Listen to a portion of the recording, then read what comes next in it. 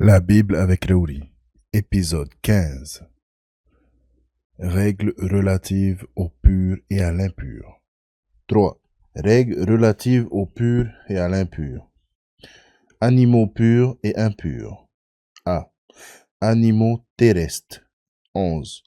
Yahvé parla à Moïse et à Aaron. Il leur dit, parlez aux Israélites, dites-leur, voici entre tous les animaux terrestres les bêtes que vous pourrez manger. Tout animal qui a le sabot fourchu, fendu en deux, ongles, et qui rumine, vous pourrez le manger. Voici simplement parmi ceux qui ruminent ou qui ont le sabot fourchu, les espèces que vous ne pourrez manger. Vous tiendrez pour impur le chameau, parce que bien que ruminant, il n'a pas le sabot fourchu. Vous tiendrez pour impur le daman, parce que bien que le ruminant, il n'y a pas le sabot fourchu. Vous tiendrez pour impur le lièvre, parce que bien que ruminant, il n'a pas le sabot fourchu. Vous tiendrez pour impur le porc, parce que tout en ayant le sabot fourchu fendu, en deux ongles, il ne rumine pas. Vous ne mangerez pas de leur chair, ni ne toucherez à leur cadavre. Vous les tiendrez pour impurs. B. Animaux aquatiques. Parmi tout ce qui vit dans l'eau, vous pourrez manger ceci. Tout ce qui a nageoires, écailles et vit dans l'eau, mer ou fleuve, vous en pourrez manger. Mais tout ce qui n'a pas point nageoires et écailles, dans les mers ou dans les fleuves, entre toutes les bestioles des eaux et tous les êtres vivants qui s'y trouvent, vous les tiendrez pour immondes. Vous les tiendrez pour immondes. Vous n'en mangerez point la chair et vous aurez en dégoût leur cadavre. Tout ce qui vit dans l'eau, sans avoir nageoires et écailles, vous le tiendrez pour immonde. C. Oiseaux. Voici parmi les oiseaux ceux que vous tiendrez pour immondes. On n'en mangera pas ces choses immondes, le vautour griffon, le gypaète, l'orfraie, le milan noir, les différentes espèces de milan rouge, toutes les espèces de corbeaux, l'autruche, le chat-huant, la mouette et les différentes espèces d'éperviers, le hibou, le cormoran, la chouette, l'ibis, le pélican, le vautour blanc, la cigogne et les différentes espèces de hérons, la huppe, la chauve-souris. Des bestioles ailées. Toutes les bestioles ailées qui marchent sur quatre pattes, vous les tiendrez pour immondes. De toutes les bestioles ailées qui marchent sur quatre pattes, vous ne pourrez manger que celles-ci, qui ont des pattes au-dessus de leurs pieds pour sauter sur le sol. Voici celles dont vous pourrez manger les différentes espèces de sauterelles. Migratrices, de sauterelles solam, de sauterelles argoles, de sauterelles agabes, mais toutes les bestioles ailées à quatre pattes, vous les tiendrez pour immondes. Le contact des bêtes impures. Vous contracterez d'elles une impureté. Quiconque touchera le cadavre sera impur jusqu'au soir.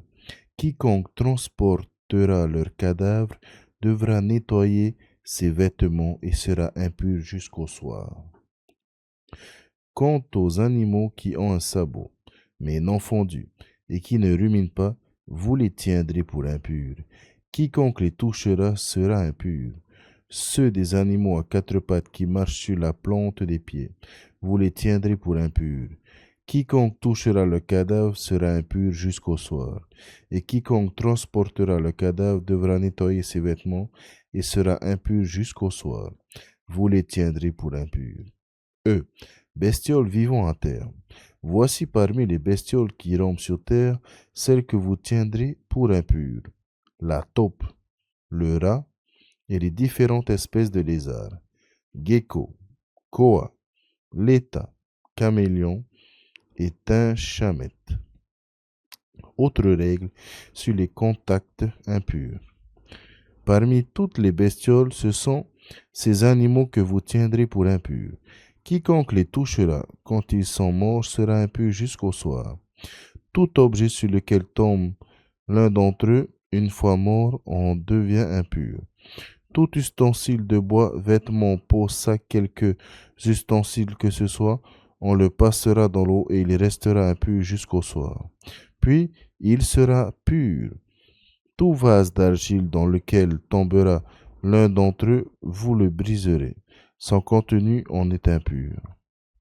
Toute nourriture dont on mange sera impure, même humectée d'eau, tout breuvage dont on boit sera impur, quel qu'en soit le récipient.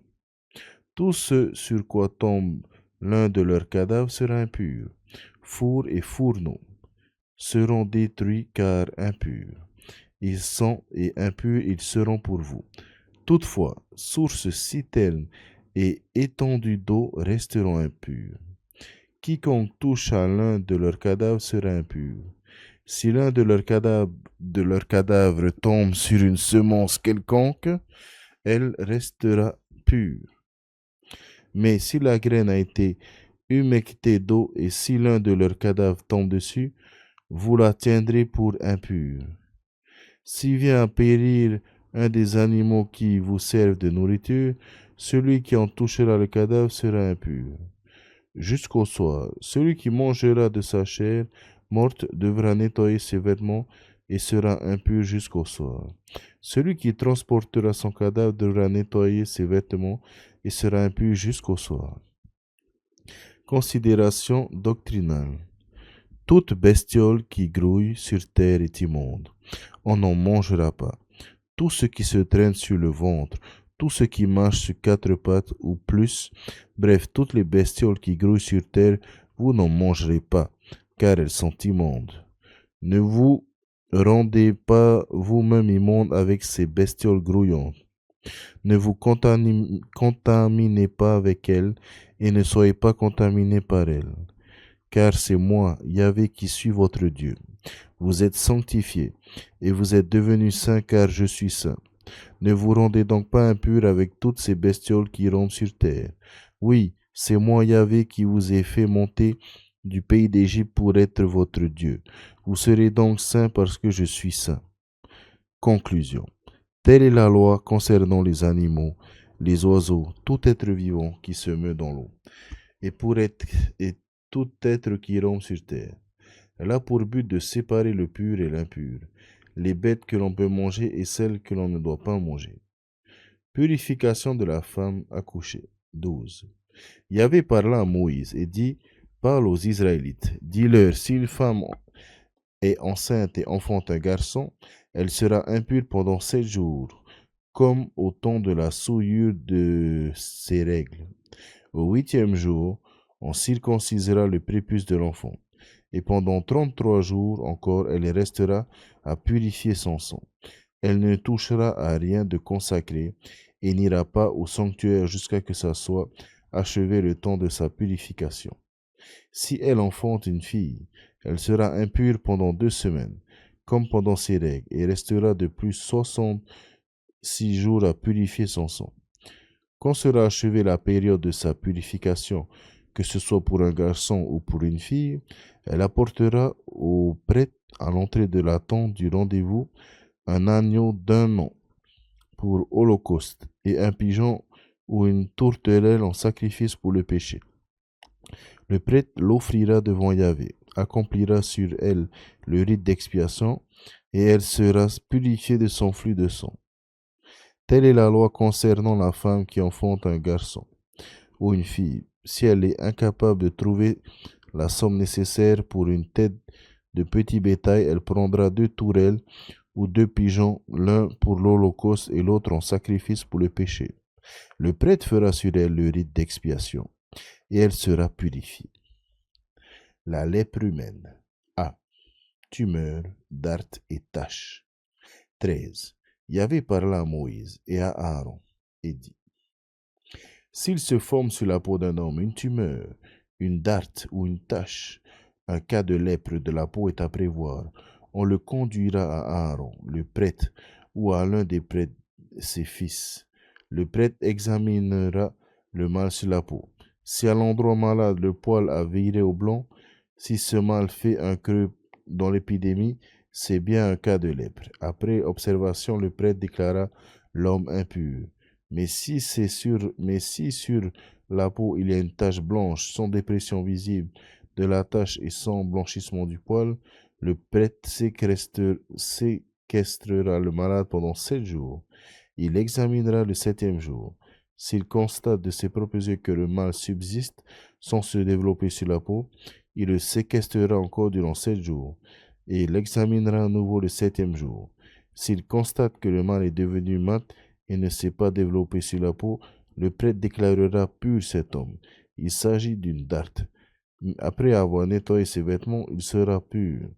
Mais si la darte s'est développée sur la peau, après que sur le malade ait été examiné par le prêtre et déclaré pur, il se présentera à lui de nouveau. Après l'avoir examiné et après avoir constaté le développement de la darte sur la peau, le prêtre le déclarera impur. Il s'agit de lèpre. B. Lèpre invétéré. Lorsqu'apparaîtra sur un homme un mal du genre lèpre, on le conduira au prêtre. Le prêtre l'examinera, et s'il constate que la peau d'une tumeur blanchâtre avec blanchiment du poil et production d'un ulcère, c'est une lèpre invétérée sur la peau. Le prêtre le déclarera impur. Il ne le séquestrera pas sans aucun doute. Il est impur. Mais si la lèpre prolifère sur la peau, si la maladie la recouvre tout entière et s'étend de la tête aux pieds, ou que regarde le prêtre, celui-ci examinera le malade et constatant que la lèpre recouvre tout son corps, il déclarera pur et le malade. Puisque tout a viré au blanc, il est pur. Toutefois, le jour où apparaîtra sur lui un ulcère, il sera impur. Après examen de l'ulcère, le prêtre le déclarera impur. L'ulcère est chose impure, c'est de la lèpre. Mais si l'ulcère redevient blanc, l'homme ira trouver le prêtre. Celui-ci examinera, et s'il constate que le mal a viré au blanc, il déclenchera pur le malade, il est pur. C. Ulcère. Lorsqu'il s'est produit sur la peau de quelqu'un un ulcère qui a guéri, s'il se forme à la place de l'ulcère une tumeur blanchâtre ou une tache d'un blanc rougeâtre, cet homme se montrera au prêtre. Celui-ci l'examinera. S'il constate un affaissement visible de la peau et un blanchiment du poil, le prêtre le déclarera impur. C'est un cas de lèpre qui prolifère dans un ulcère. Si à l'examen le prêtre ne constate ni poil blanc, ni affaissement de la peau, mais un ternissement du mal, il séquestrera 7 jours le malade. Il le déclarera impur. Si le mal s'est développé sur la peau, c'est un cas de lèpre. Mais si la tache est restée stationnée sans s'étendre, c'est la cicatrice de l'ulcère. Le prêtre déclarera cet homme pur. D. Brûlure. Lorsqu'il s'est produit sur la peau de quelqu'un une brûlure, s'il se forme sur la brûlure un abcès, une tache blanche, rougeâtre ou blanchâtre, le prêtre l'examinera. S'il constate un blanchiment du poil ou un affaiblissement visible de la tache dans la peau, c'est la lèpre qui prolifère dans la brûlure. Le prêtre déclarera l'homme impur. C'est un cas de lèpre. Si au contraire le prêtre à l'examen ne constate point de poil blanc dans la tache ni d'affaissement de la peau, mais un ternissement de cette tache, le prêtre le séquestrera 7 jours. Il l'examinera le 7e jour, et si le mal s'est étendu sur la peau, il le déclara impur. C'est un cas de lèpre.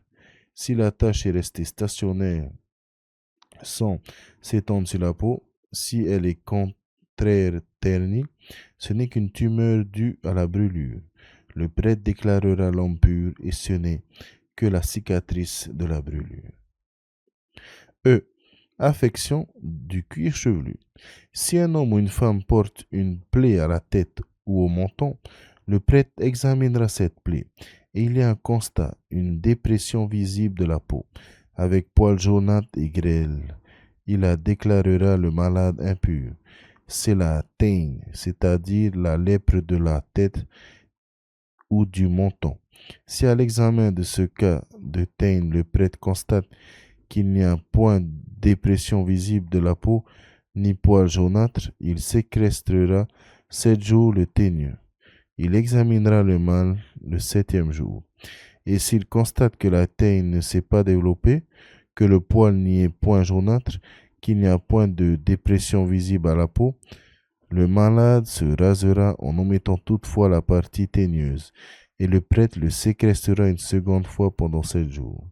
Il examinera le mâle le 7e jour, et s'il constate qu'il ne s'est pas développé sur la peau, qu'il n'y a pas de dépression visible de la peau, le prêtre déclarera pur ce malade. Après avoir nettoyé ses vêtements, il sera pur. Si toutefois, après cette purification, la teigne s'est développée sur la peau, le prêtre l'examinera. S'il constate un développement de la teigne sur la peau, c'est que le malade est impur et l'on ne vérifiera pas si le poil est jaunâtre. Tandis que si la teigne apparaît stationnaire et s'il y pousse du poil noir, c'est que le malade est guéri. Il est pur et le prêtre le déclarera pur.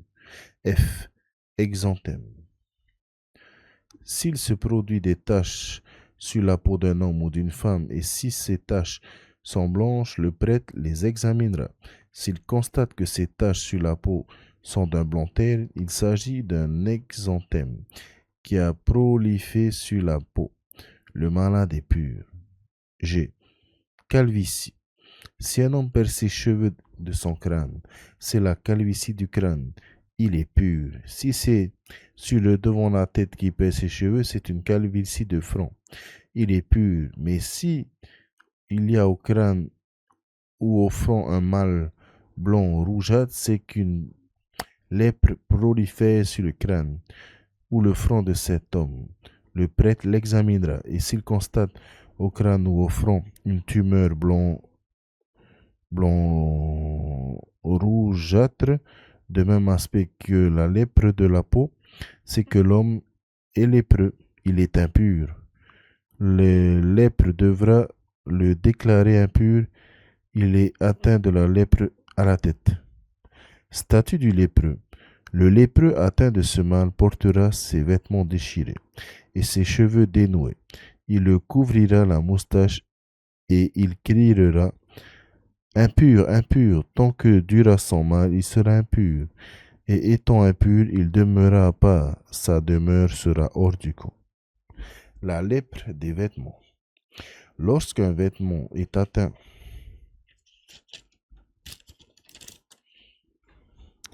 de laine ou de lin, un tissu ou une couverture en laine ou en lin, du cuir ou un travail quelconque en cuir, si la tache de ce vêtement, de ce cuir, de ce tissu, de cette couverture ou de cet objet de cuir apparaît verdâtre ou rougeâtre, c'est un cas de lèpre à montrer au prêtre. Le prêtre examinera le mal et séquestrera l'objet pendant 7 jours. S'il observe au 7e jour que le mal s'est étendu sur ce vêtement, ce tissu, cette couverture, ce cuir ou cet objet fait en cuir quel qu'il soit, c'est un cas de lèpre contagieuse. L'objet atteint est impur. Il brûlera ce vêtement, ce tissu, cette couverture de laine ou de lin. Cet objet de cuir, quel qu'il soit sur lequel s'est déclaré le mal, car c'est une lèpre contagieuse qui doit être consumée par le feu. Mais si à l'examen le prêtre constate que le mal ne s'est pas étendu sur ce vêtement, ces tissus, cette couverture ou sur cet objet de cuir, quel qu'il soit, où il ordonnera de nettoyer l'objet attaqué et le séquestrera une seconde fois pendant 7 jours. Après nettoiement, il examinera le mal. S'il constate qu'il n'y a pas d'objet changé d'aspect, tout en ne s'étendant pas, l'objet est impur. Tu le consumeras par le feu. Il y a corrosion à l'endroit et à l'envers. Mais si à l'examen le prêtre constate qu'après nettoiement le mal a terni, il l'arrachera du vêtement du cuir, du tissu ou de la couverture. Toutefois, si le mal reparaît sur ce vêtement, ce tissu, cette couverture ou cet objet de cuir, quel qu'il soit, c'est que le mal est actif, et tu consumeras par le feu ce qui est atteint. Quant aux vêtements, au tissu, à la couverture et à l'objet quelconque en cuir dont le mal aura disparu après nettoiement, il sera pur après avoir été nettoyé une seconde fois. Telle est la loi pour le cas de lèpre, d'un vêtement en laine ou en lin, d'un tissu, d'une couverture ou d'un objet en cuir, quel qu'il soit, lorsqu'il s'agit de les déclarer purs ou impurs. Purification du lépreux. 14. Yahvé parla à Moïse et dit, voici la loi à appliquer aux lépreux le jour de la purification. On le conduira au prêtre et le prêtre sortira du camp. S'il constate après examen que le lépreux est guéri de sa lèpre, il ordonna de prendre pour l'homme à purifier 2 oiseaux vivants et purs du bois de cèdre, du rouge, de cochenille et de l'hysope. Il ordonnera ensuite d'immoler un oiseau sur un pot d'argile au-dessus d'une eau vive. Quant à l'oiseau encore vivant, il le prendra ainsi que le bois de cèdre, le rouge, de cochenille, l'hysope, il plongera le tout, y compris l'oiseau du vivant. Dans le sang de l'oiseau immolé au-dessus de l'eau courante, il fera alors 7 aspersions sur l'homme à purifier de la lèpre. Et l'ayant déclaré pur, il lâchera l'oiseau vivant dans la campagne. Celui qui se purifie nettoiera ses vêtements. Il se rasera tous les poils, il se lavera à l'eau et sera pur. Après quoi, il rentrera au camp, mais il restera 7 jours hors de sa tente. Le 7e jour, il se rasera tous les poils, cheveux, barbe, sourcils. Il devra se raser tous les poils après avoir nettoyé ses vêtements et s'être lavé à l'eau. Il sera pur.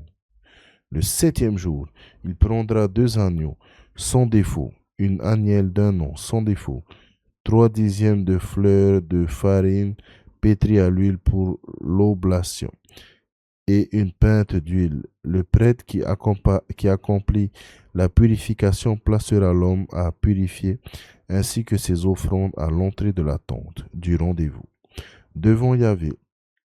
Puis il prendra l'un des agneaux, il l'offrira en sacrifice de réparation, ainsi que la pinte d'huile. Il fera avec eux le geste de présentation devant Yahvé. Il immolera l'anneau à l'endroit du lieu saint où l'on immole les victimes du sacrifice pour le péché de l'Holocauste. Cette victime de réparation reviendra au prêtre comme sacrifice pour le péché. C'est une chose très sainte. Le prêtre prendra du sang de ce sacrifice. Il le mettra sur le lobe de l'oreille droite à celui qui se purifie, sur le pouce de sa main droite et sur le gros orteil de son pied droit. Il prendra ensuite la pinte d'huile et en versera un peu dans le creux de sa main gauche. Il trempera un doigt sur sa main droite dans l'huile qui est au creux de sa main gauche, et de cette huile il fera avec son doigt 7 aspersions devant Yahvé. Puis il mettra un peu de l'huile qui lui reste dans le creux de la main sur le lobe de l'oreille droite, et celui qui se purifie sur le pouce de sa main droite et sur le gros orteil de son pied droit. En plus du sang du sacrifice de réparation, le reste d'huile qu'il a dans le creux de la main, il le mettra sur la tête de celui qui se purifie. Il aura fait ainsi sur lui le rite d'expiation devant Yahvé. Le prêtre fera alors le sacrifice pour le péché et accomplira sur celui qui se purifie le rite d'expiation de son impureté. Après quoi, il immolera l'holocauste. Il fera monter à l'autel l'holocauste et l'oblation. Quand le prêtre aura ainsi accompli sur cet homme le rite d'expiation, il sera pur. S'il est pauvre et dépourvu de ressources suffisantes, il prendra un seul agneau, celui du sacrifice de réparation, et on l'offrira selon le geste de présentation pour accomplir sur cet homme le rite d'expiation. Il ne prendra aussi qu'1 dixième de fleurs de farine pétries à l'huile pour l'oblation et la pinte d'huile. Enfin, 2 tourterelles ou 2 agneaux ou 2 pigeons, s'il est en mesure de se les procurer, dont l'un sera destiné au sacrifice pour le péché et l'autre à l'holocauste. C'est le 8e jour qu'en vue de sa purification, il les apportera au prêtre à l'entrée de la tente du rendez-vous, devant Yahvé. Le prêtre prendra l'agneau du sacrifice de réparation de la pinte d'huile. Il les offrira en geste de présentation devant Yahvé. Puis, ayant immolé cet agneau du sacrifice de réparation, il en prendra du sang et le mettra sur le lobe de l'oreille droite de celui qui se purifie, sur le pouce de sa main droite et sur le gros orteil de son pied droit. Il versera de l'huile dans le creux de sa main gauche, et de cette huile qui est dans ce creux de sa main gauche, il fera avec son doigt 7 aspersions devant Yahvé. Il en mettra sur le lobe de l'oreille droite de celui qui se purifie, sur le pouce de sa main droite, sur le gros orteil de son pied droit, à l'endroit où a été posé le sang du sacrifice de réparation. Ce qui lui reste d'huile dans le creux de la main, il le mettra sur la tête de celui qui se purifie, en faisant sur lui le rite d'expiation devant Yahvé. De l'une des 2 tourterelles ou de l'une des deux pigeons, de ce qu'il est en mesure de se procurer, il fera un sacrifice pour le péché. De l'autre, un holocauste accompagné d'oblation, avec ce qu'il aura été en mesure de se procurer.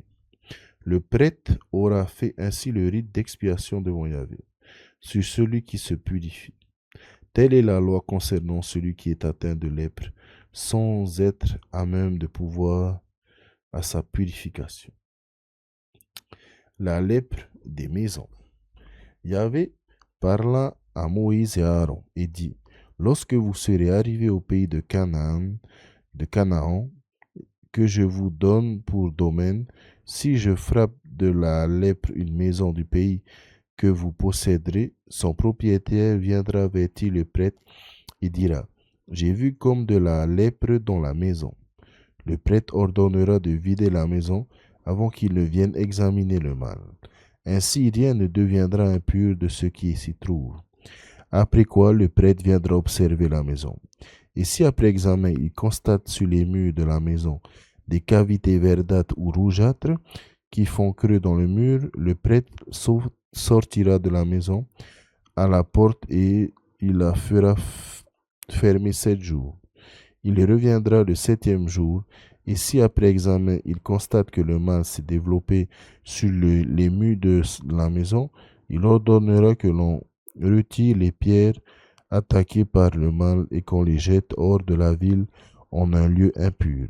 Puis il fera gratter toutes les parois intérieures de la maison et l'on répandra le crépi ainsi détaché dans un lieu impur à l'extérieur de la ville. On prendra d'autres pierres pour remplacer les premières et en autres induits pour récrépir la maison. Si le mal prolifère à nouveau, après l'enlèvement des pierres, le décapage et le crépissage de la maison, le prêtre viendra l'examiner. S'il constate que le mal s'est développé, c'est une lèpre contagieuse dans la maison. Celle-ci est impure. On la démolira, on portera dans un lieu impur, hors de la ville, ses pierres, ses charpentes et tout son crépi. Quiconque entrera dans la maison pendant tout le temps qu'on la tient fermée sera impur jusqu'au soir. Quiconque y couchera devra nettoyer ses vêtements. Quiconque y mangera devra nettoyer ses vêtements. Mais si le prêtre, lorsqu'il vient examiner le mal, constate qu'il ne s'est pas développé dans la maison, après le crépissage, il déclarera pure la maison, car le mal est guéri. En vue d'un sacrifice pour le péché de la maison, il prendra 2 oiseaux du bois de cèdre, du rouge, de cochenille et de l'hysope. Il immolera un de ces oiseaux sur un pot d'argile au-dessus d'une eau courante. Puis, il prendra le bois de cèdre, l'hysope, le rouge de cochenille et l'oiseau encore vivant pour les plonger dans le sang de l'oiseau immolé et dans l'eau courante. Il fera 7 aspersions sur la maison.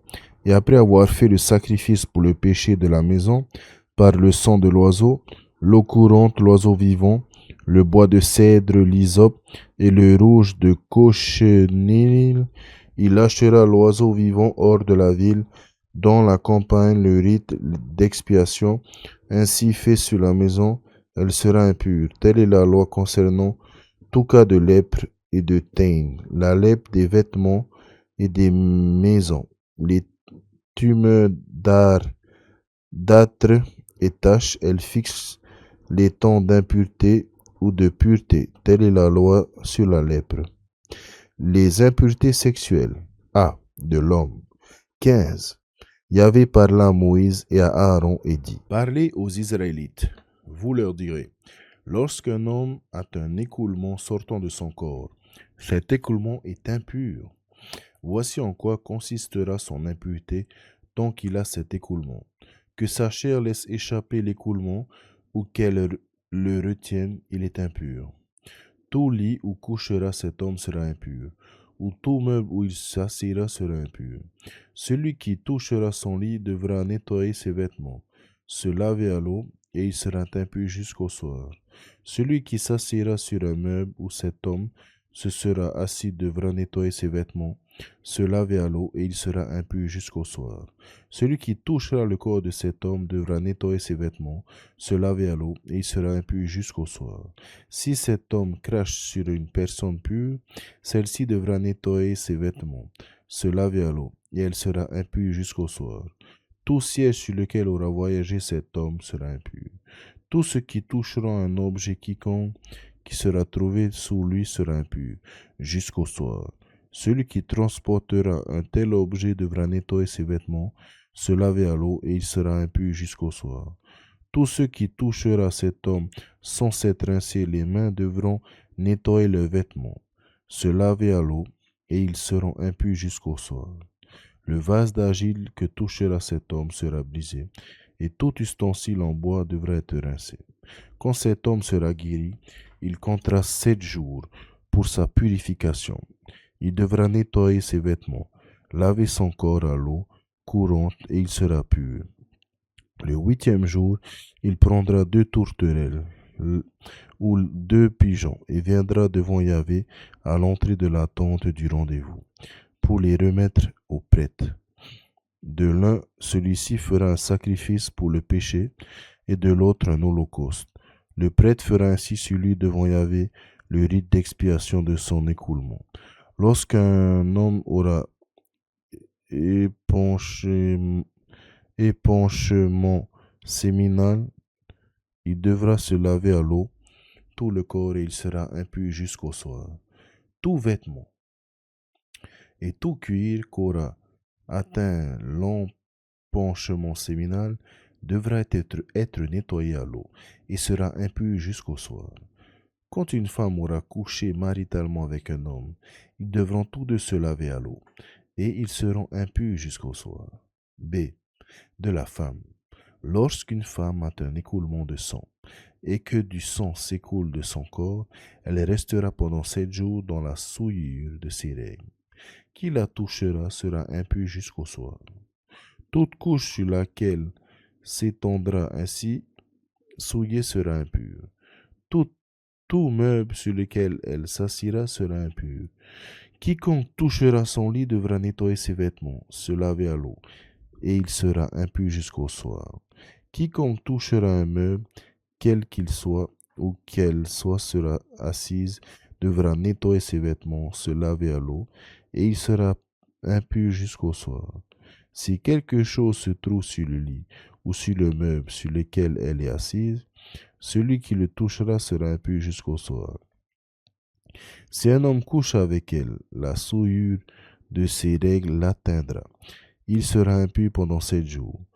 Tout lit sur lequel il couchera sera impur. Lorsqu'une femme aura un écoulement de sang de plusieurs jours, hors du temps de ses règles, ou si ses règles se prolongent, elle sera pendant toute la durée de ses écoulements dans le même état d'impureté que pendant le temps de ses règles. Il en sera de tout. lit sur lequel elle couchera pendant toute la durée de son écoulement, comme du lit où elle couche lors de ses règles. Tout même sur lequel elle s'assiera sera impur, comme lors de ses règles. Quiconque les touchera sera impur, devra nettoyer ses vêtements, se laver à l'eau, et il sera impur jusqu'au soir. Lorsqu'elle sera guérie de son écoulement, elle comptera 7 jours, puis elle sera pure. Le 8e jour, elle prendra 2 tourterelles ou 2 pigeons qu'elle apportera au prêtre à l'entrée de la tente du rendez-vous.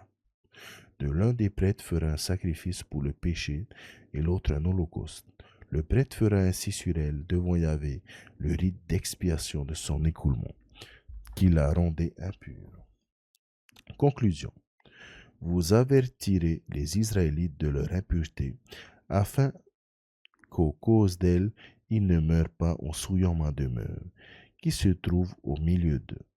Telle est la loi concernant l'homme qui a un écoulement, celui qui rend impur un épanchement séminal, la femme lors de la souillure de ses règles, l'homme ou la femme qui a pour écoulement, l'homme qui couche avec une femme impure.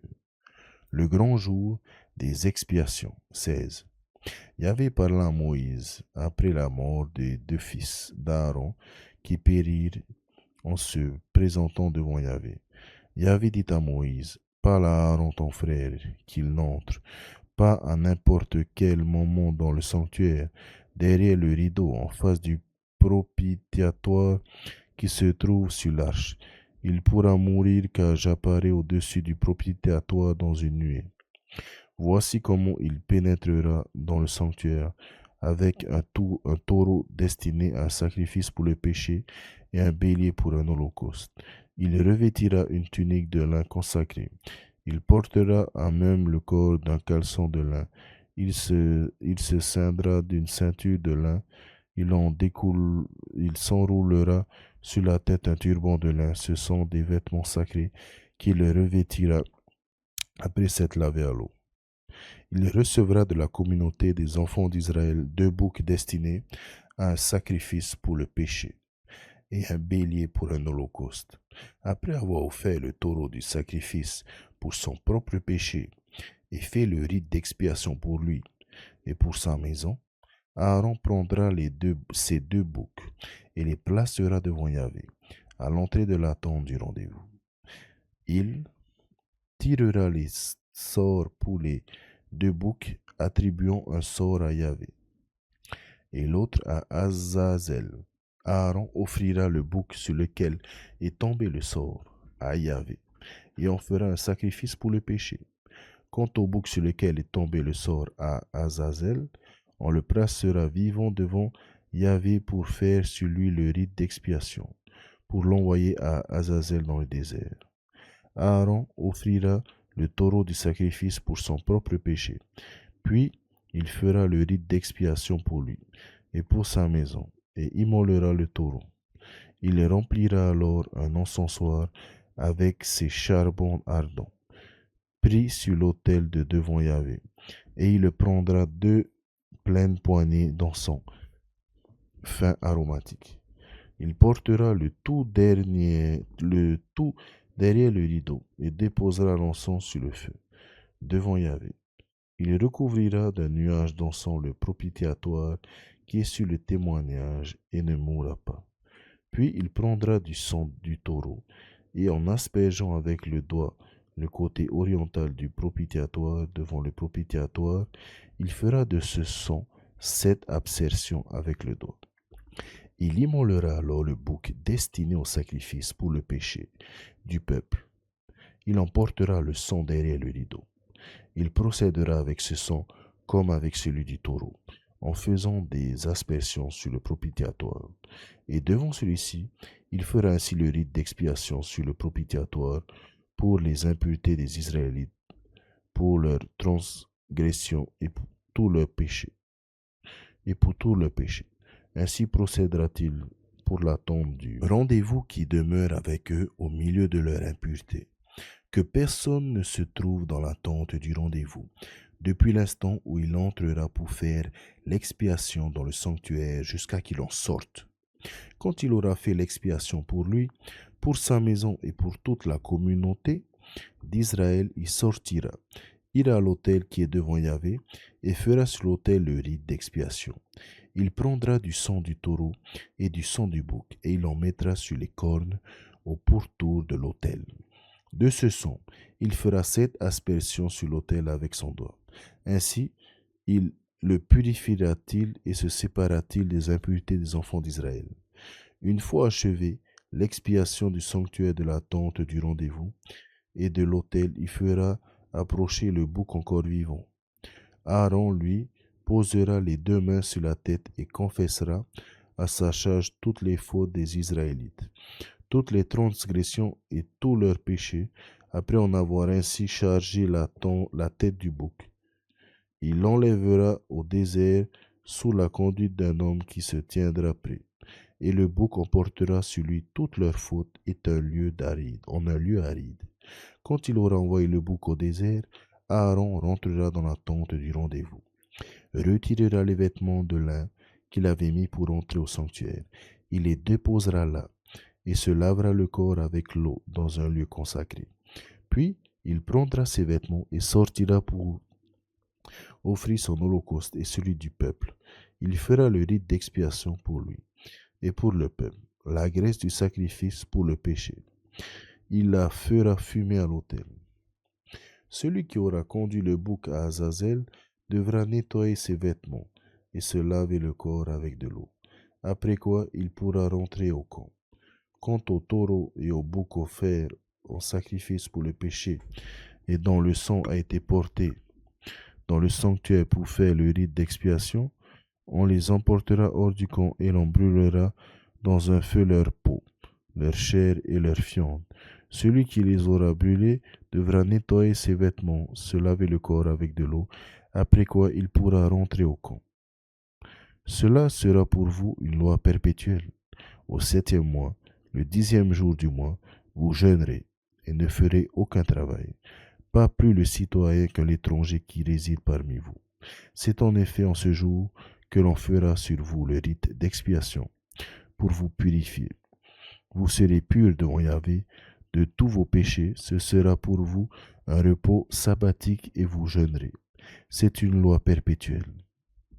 Le prêtre qui aura reçu l'onction et l'investiture pour officier à la place de son père fera le rite d'expiation. Il revêtira les vêtements de lin, vêtements sacrés. Il fera l'expiation du sanctuaire consacré, de la tente du rendez-vous et de l'autel. Il fera ensuite le rite d'expiation sur les prêtres et sur tout le peuple de la communauté. Ce sera pour vous une loi perpétuelle. Une fois par an se fera sur les enfants d'Israël le rite d'expiation pour tous les péchés. Et l'on fit comme Yahvé l'avait ordonné à Moïse.